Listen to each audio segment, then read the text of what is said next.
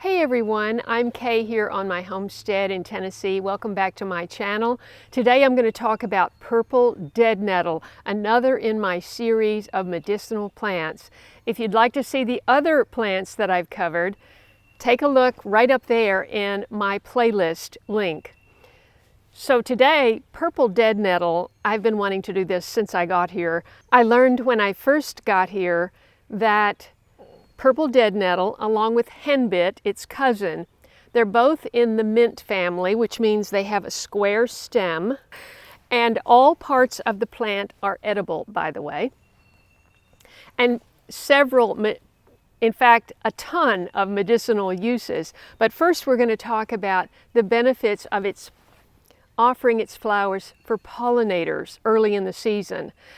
One of the things that happens, just like happened here, is we had an ice storm, and then we had a very warm early spring, and then we got zapped with freezing temperatures for 3 straight nights about 4 nights ago.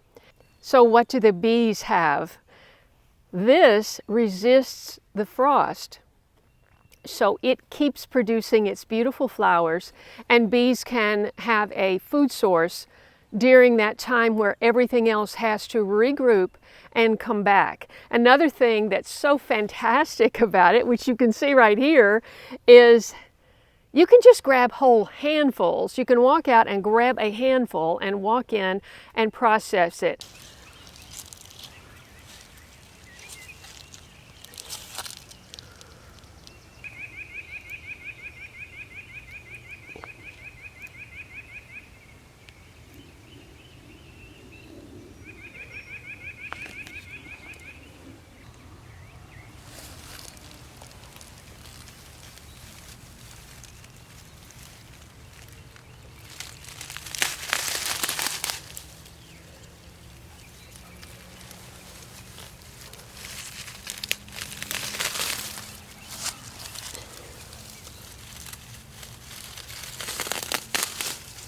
You can dehydrate it, you can make a tincture from it.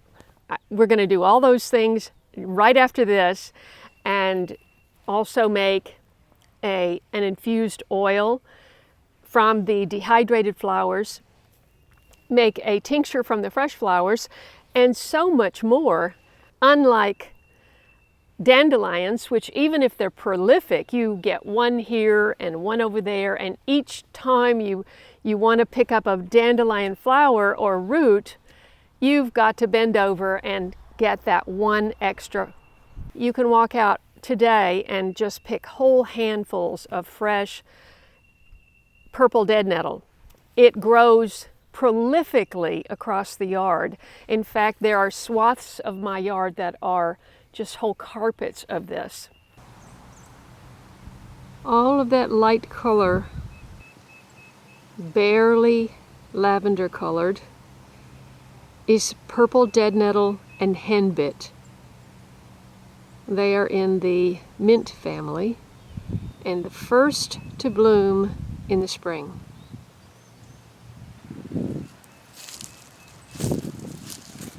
Along with speedwell. The architecture of this plant is amazing. And what's even more amazing is it has so many medicinal properties. Antiviral, antibacterial, it stops bleeding, it helps with stomach problems, anti-inflammatory. It's got it all. And this is henbit. So similar.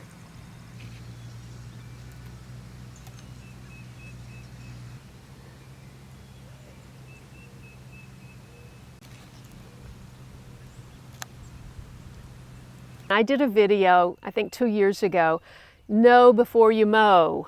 Know what you're mowing before you mow that first time in the spring, because you might get your whole grouping of medicinal plant tinctures and balms from those early weeks before you mow the first time. Once again, I highly recommend getting a plant app if you're not familiar with what you have. You can get a plant app on your phone, take a picture of it, and it can identify it. And if you think, if it's not a good picture, it will tell you to take a better picture so they can get a good ID. And if you think, no, that's not salvia, that's purple dead nettle, you can take another picture, and sometimes it will correct itself. I have Picture This, which is a paid app, but I use it a lot, so it's very important to me. You don't have to get a paid app, but I really highly recommend that you do if you're not familiar with all of these medicinal plants. Okay, so aside from the wonderful benefit of the providing a food source for the early pollinators, it has so many medicinal benefits. You can use it as externally on skin irritation, inflammation, even bruises, cuts. It has it will stop bleeding. I think that's for the fresh plant though. Just like yarrow, you can put it directly on a wound and it will help to stop bleeding. So many of your medicinal plants have crossover benefits. Okay, so I wait until I can't stand it anymore before I call my mower, because you just don't know what you're going to be cutting down. I wait until I think, well, a snake could be hiding and I don't want to step on a snake. That's when I call the mower the first time, because I think, well, the plantain hasn't even really come out yet. I see a little narrow leaf plantain over there, but nothing is better for bee stings or tick bites actually than plantain. It's probably your most common weed medicinal plant, but it comes in a little bit later. That's the beauty, once again, of the purple dead nettle. Okay, we're gonna head inside and I'm gonna show you how I prepared the tincture.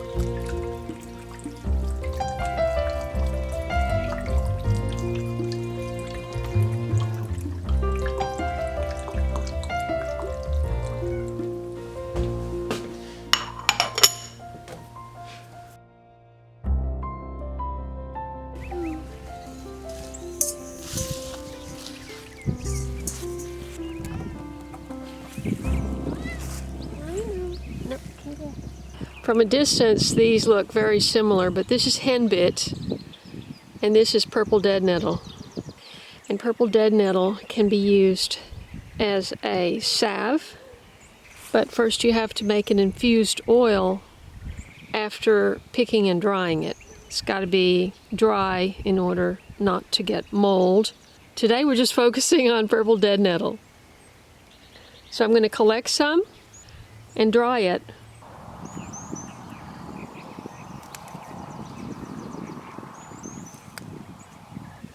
You can identify it into the mint family by the square stem.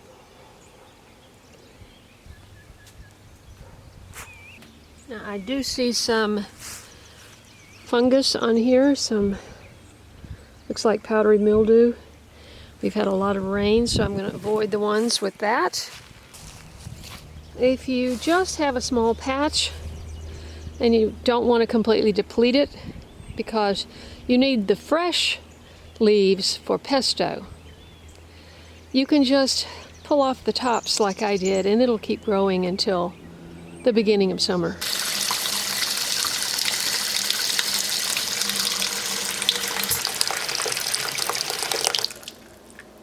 I felt like it was a good idea to wash it because, you know, it could be little bugs on there, but you do lose a lot of petals.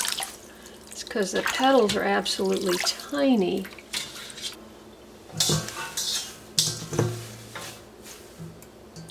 Ah, look, ladybug. That's an Asian beetle, actually. It's not a ladybug. They bite. Okay, we're starting with an infused oil, and for that, you need dried plant material to prevent mold.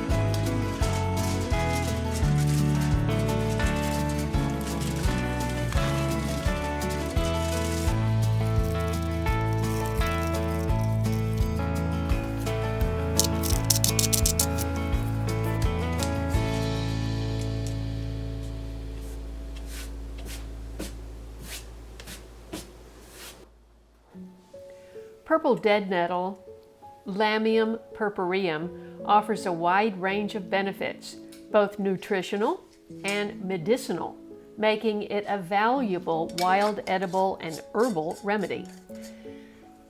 It's rich in vitamins and minerals like vitamin C, vitamin A, K, iron, and fiber. It supports immune health, vision, blood clotting, and digestion.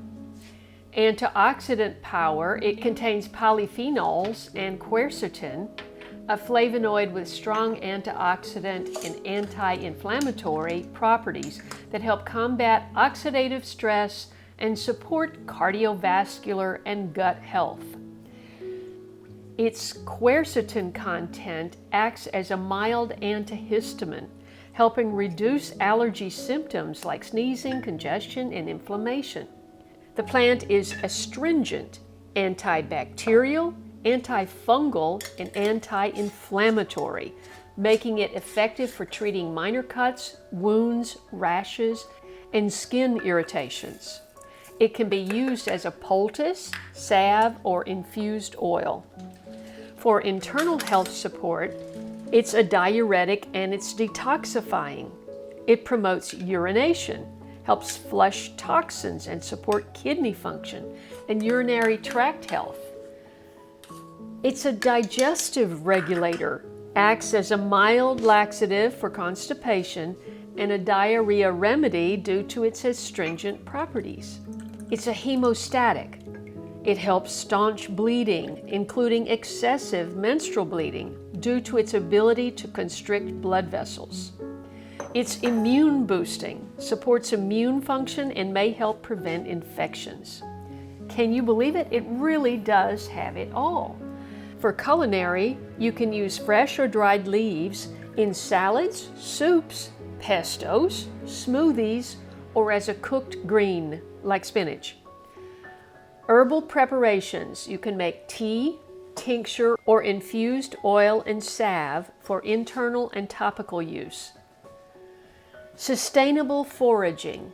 It thrives in disturbed areas and supports pollinators, encouraged for harvest, but not propagation due to its invasive nature. In other words, don't plant it, you'll get it anyway. And there's a note here online. It says, while generally safe in moderate amounts, it may cause laxative effects in larger doses. As always, don't take larger doses of anything. Use everything in moderation, and if you are pregnant or nursing, of course, it is not advised to take medicinal plants. And if you have other concerns taking medicinal plant remedies, ask your doctor. And of course, it needs to coincide or correlate with any medications you might be taking. Always identify correctly and harvest from clean, pesticide-free areas. Well, there's so much information online, and I highly encourage you to forage it for yourself and see if you can stock up your medicinal cabinet with some purple dead nettle tinctures, salves, and infused oil. I just use the oil, a certain amount of oil in the jar, along with organic beeswax pellets, the organic coconut oil. I also put in vitamin E oil. I put in whatever essential oil I feel like I just want to smell. So I have enough skin balm literally to last me the rest of my life. But I am in the process of giving one away. Every time I see someone, I give some away. So there's just so many wonderful benefits to purple dead nettle. I can't encourage you enough to just go out and grab some handfuls right now while the flowers are fresh. If you haven't subscribed to my channel, I hope you will. I cover medicinal plants, one-pot meals, growing my own food. I have so many gardens. I cover a lot of the garden action, garden work days, property management, sustainability. My cistern has been a huge topic of conversation on my channel. I hope you subscribe, click the bell for notifications, scroll down and click all so you won't miss an episode. And I look forward to seeing you in the very next video. There will be something going on here, so I hope you'll be back. And thank you so much for watching. God bless you, and I'll see you in the next video. And let me know if you try the purple dead nettle and if it has a positive benefit. Thanks so much. God bless.